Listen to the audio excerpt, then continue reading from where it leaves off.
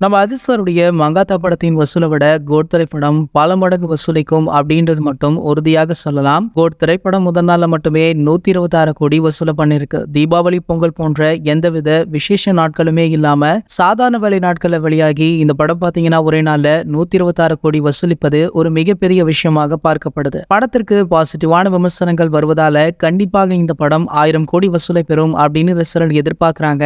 ஆனா இந்த படம் 1000 கோடி வசூலிக்க அதிக வாய்ப்புகள் இல்ல அப்படின்னு ஒரு சிலர் சொல்லிட்டுமே இருக்காங்க. சென்னையுடைய பிரபலமான திரையரங்கம் இருந்து வரும் வெற்றி சினிமாஸ் இதனுடைய உரிமையாளர் என்ன சொல்றார் அப்படின்னு பாத்தீங்கன்னா, ஒரு படம் 1000 கோடி வசூலிக்க வேண்டும் அப்படின்னா அந்த படம் பேன் இந்தியன் அளவுல மிகப்பெரிய பொருட்செலவுல உருவாக்கி இருக்க வேண்டும். கல்கி, புஷ்பா, RRR போன்ற படங்கள் தான் பேன் இந்தியன் அளவுல உருவாக்கப்பட்ட படங்களும். ஆனால் தமிழ்ல அந்த அளவிற்கு இதுவரைக்குமே ஒரு பேன் இந்தியன் திரைப்படம் இந்திய அளவுல ரீச் ஆகும் அளவிற்கு உருவாக்கமாகல.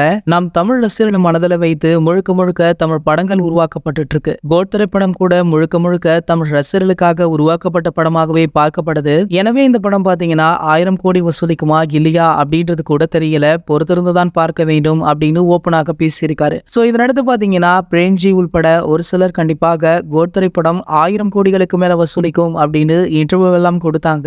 ஆனா இந்த படத்துடைய தயாரிப்பாளரான நம்ம அர்ச்சனா கூட படம் ஒரு மிகப்பெரிய பிளாக் பஸ்டர் ஹிட் அடிக்கும், ஆனால் 1000 கோடி எல்லாம் வசூலிக்காது அப்படின்னு அவங்களுமே ஓப்பனாக பேசியிருக்காங்க. சோ இனிவரும் நாட்கள் எல்லாம் விடுமுறை நாட்கள் அப்படின்றதுனால படத்துடைய வசூல்ல ஒரு நல்ல இம்ப்ரூவ்மெண்ட் இருக்கும் அப்படின்றத மட்டும் எதிர்பார்க்கலாம். இது போன்ற சினிமா செய்திகளை பத்தி நீங்க உடனே தெரிஞ்சுக்க நம்மளுடைய செய்தி துளிகள் அப்படின்ற நம்ம சேனலை சப்ஸ்கிரைப் பண்ணிட்டு பக்கத்துல உள்ள பெல் ஐகானை மறக்காம கிளிக் பண்ணுங்க.